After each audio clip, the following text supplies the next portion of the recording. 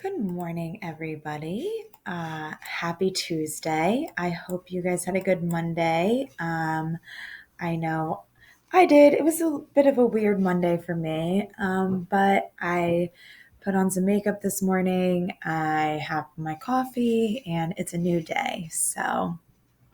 Today, what I'm going to be going over is the lesson that I wanted to post yesterday. So I am going to give you guys a little bit more time to work on this document because like I said in a video, a couple of weeks ago when I was first going over this unit, I mentioned that this lesson was going to be a little bit more difficult than the ones that we've been doing, but only because we're now taking all of those transcendental things, those basic beliefs, all the little bits and pieces of transcendentalism that we've now learned over the last 2 weeks, and we're going to actually apply it now to the writings of these famous transcendentalists.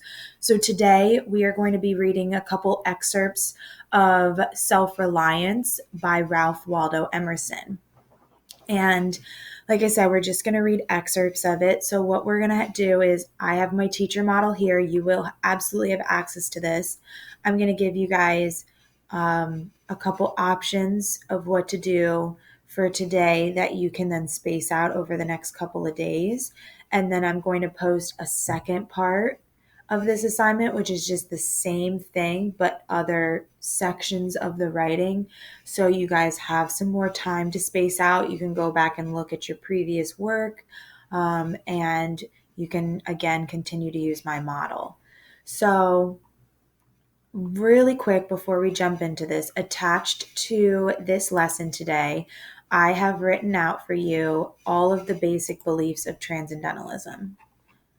Here it is. So as a reminder of those definitions, so I'm asking you guys to break down the writing today, and we're going to be analyzing it for these basic beliefs. So we know that these guys are transcendentalists, but now we're looking for the elements or those basic beliefs of transcendentalism into the writing now. So as a reminder, there's 5 basic beliefs that we're focusing on. We have nonconformity, which is the failure or refusal to conform to a prevailing rule or practice. So basically, you do your own thing and you don't follow you don't follow what other people do. Individualism, which is the idea of thinking for oneself without the rules set by society. We have strong connection to nature, which is that we should live close to nature. It's our greatest teacher. Nature helps us connect within ourselves a lot more. And then dislike of materialism, which is obviously material goods and wanting like material things is worthless and it's an unhealthy pursuit. It's very superficial. And then lastly, we have self-reliance, which is intuition and natural instincts guide us to do the right things. Now, this is attached so you can go back and forth while you're analyzing the writing. As you can see, we're actually reading a piece by Ralph Waldo Emerson called Self-Reliance. So if you scroll down really quickly, I just kind of went through beforehand and highlighted ahead of time, but I'm going to go over that in great detail in just a minute. So you'll notice here that I have highlighted the different basic beliefs. I would like, when you are also doing this on your own, to make sure that you are following this same color coding order. That's how I'm going to be able to tell that you're analyzing and selecting the right section for each of the lines. As you can see, self-reliance is on here. This is titled self-reliance. You're going to see a lot of that because obviously that's what this is about. So I don't necessarily want to see like 1,000 things of red. I really want to see how all of these other things like kind of lead to this, is basically what I'm trying to say. So the first thing that we're going to do is we're going to read through this section and we're going to annotate it for the basic beliefs. Then we're going to come down and we're going to look at our initial impression. So which are the basic beliefs that we feel like are most being shown in this section of the text? So we're going to bold 2 or 3 of those. Then you're going to pull 3 annotations that you think are the best pieces of evidence. And then you are going to evaluate those annotations and explain Emerson's thoughts and ideas. I have something gross on my mouse. There we go. Okay. Oh, so those are the big things that I'm looking for. So as you can see here, Emerson, I've given sentence starters. So Emerson is most effectively able to show the transcendental belief blank as Emerson believes, and then we're going to finish that statement. Then it says Emerson is able to best support this belief. So we're going to again list that belief, explain how he's able to best support the belief, and then we have that he's able to use the belief of blank in order to begin to explain, and we'll go into all of that. Like I said, I'm going to go over all of this. So I just wanted to break that down. So you are going to have to analyze each little piece and answer these questions. Okay, so let's start at the top now. So like I said, we're going to be looking for a lot of the basic beliefs, and I've already gone through and done some of the highlighting for us today, so this video isn't like a million minutes long. So the first thing that I see is that there is a time in every man's education when he arrives at the conviction that envy is ignorance, that imitation is suicide, that he must take himself for better, for worse, at his portion. So pausing there for a second, I already can tell that there are two basic beliefs that he's written in this first sentence here, which is nonconformity and individualism. So that imitation is suicide. As we already know, Emerson and the Transcendentalists are really big on not following what everybody else does. So he's basically saying that imitating people is suicide, and that he must take himself for better or for worse at his portion. So individualism. Again, looking at himself and saying, you know what, I have to accept who I am regardless of the good or bad things that I do. Then he states that though the wide universe is full of good, no kernel of nourishing corn can come to him but through his toil bestowed on that plot of ground which is given to him to till. So here he is using corn and growth as a metaphor, and he's saying that nature is very important, and that he's explaining that, corn is nourishing, it's food for us, but it can't come through you, so it can't be effective or be important to you or nourishing, but through his toil. So toil means like hard work on the plot of ground. So basically, if you don't grow it yourself, you're never going to appreciate what has been given to you to eat. Then he says the power which resides in him is new in nature. Connection to nature again.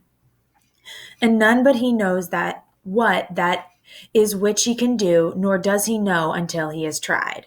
So again, individualism, he's basically saying here that you don't realize what you can do until you try to do it.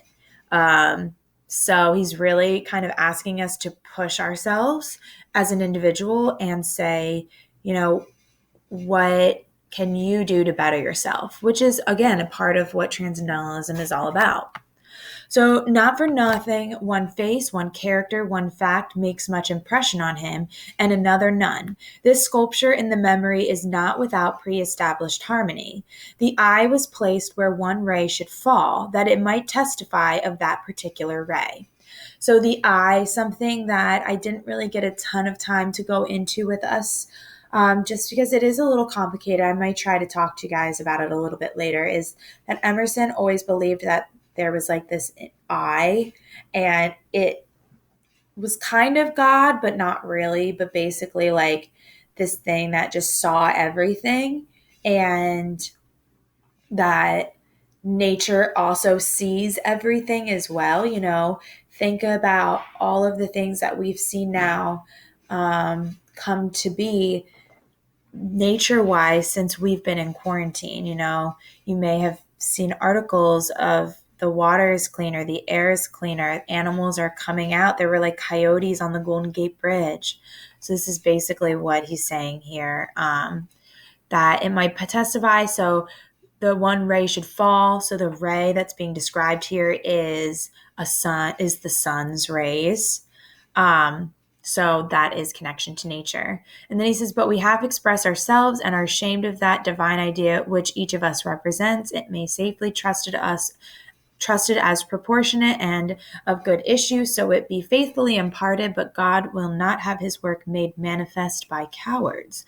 A man is relieved and gay when he has put his heart into his work and done his best, but what he has said or done otherwise shall give him no peace. So that is individualism. So basically, again, individualism, you don't feel value within yourself if you don't step forward and do what you know is the best that you can do. So it is a deliverance which does not deliver. It is the attempt of his genius deserts him. No muse befriends, no invention, no hope. So after you go through and you annotate that, I need to decide now which are the 2 to 3 basic beliefs that I feel like are being most represented in this section here. And for me personally, I'm going to say that individualism, and I am going to highlight that, individualism, and I'm also going to underline just to bold it, and connection to nature. Bold. Oops. Underline. There we go. So now I need to be able to explain, like, what evidence do you find of these beliefs? So the first quote that I'm going to put here is that he must take himself for better. And I'm not going to write the whole thing right now. I'm just going to do ... but through his toil.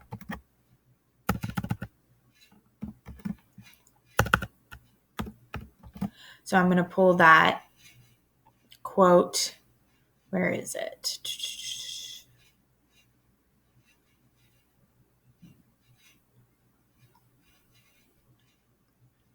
Now I'm blanking and I can't find it, but it's in here, obviously. So the next line that I am going to pull, it's driving me crazy.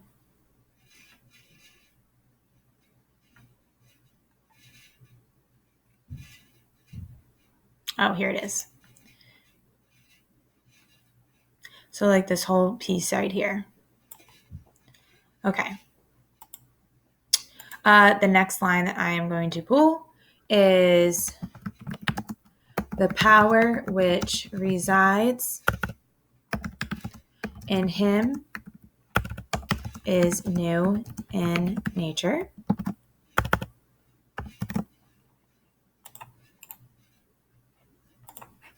Again, guys, as you can see, I'm going through and spell checking myself as I'm writing this, so please do that for yourself as well. And then the last line that I'm going to pull is that a man is relieved and gay when he has put his heart into his work and done his best. So those are the 3 lines that I feel like are best showing those basic beliefs right now. So now I really need to reevaluate and decide which of these 2, individualism or connection to nature, do I feel like is being best supported in this section here? Which one's most effective? And so I personally think that individualism is being shown the best here. So I am going to write that. As Emerson believes that to be a transcendentalist,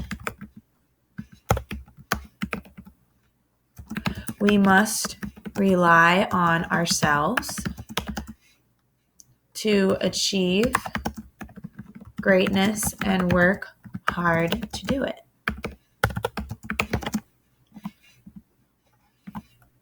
All right, going to give myself.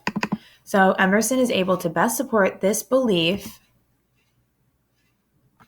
when he explains that when a man has, and I'm going to put a quote here, put his heart into his work and done his best,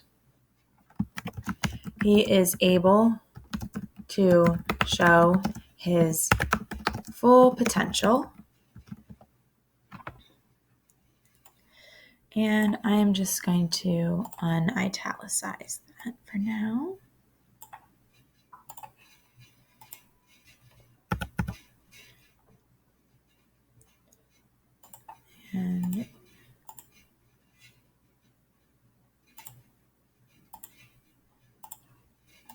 And again, going through, spell checking myself, fixing any little mistakes that I have.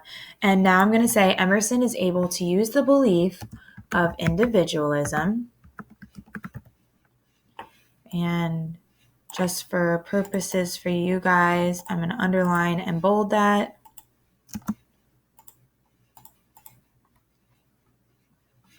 In order to begin, to explain how self-reliance can be used to further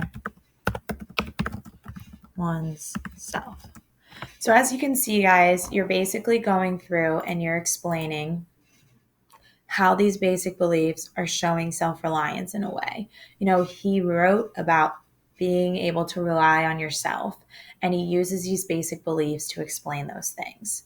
So that's kind of the big piece here that I want you guys to focus on. So this is going to be for you guys. The next thing is you're going to come down and this is going to be your assignment. I'm going to go in and just highlight those for you guys ahead of time, but you're going to do the same thing. And this is going to be this is going to be the one that you guys do on your own. And then on Thursday, I'm going to give you guys another one, same document.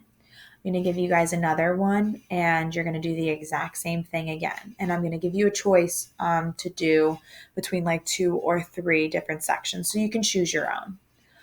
So that's the big thing today. That is your close reading document. We have office hours tomorrow. So if you guys have any questions about this document, you need some help with it, please attend so I can help you. Like I said, this is not necessarily easy, but I think it's a really good challenge and you are going to be an even better student for it. So yeah, anyway, it's one of my favorites. So I miss you guys. Please attend office hours tomorrow. Email me today if you have any questions, comments, or concerns. And I will talk to you guys later. Bye.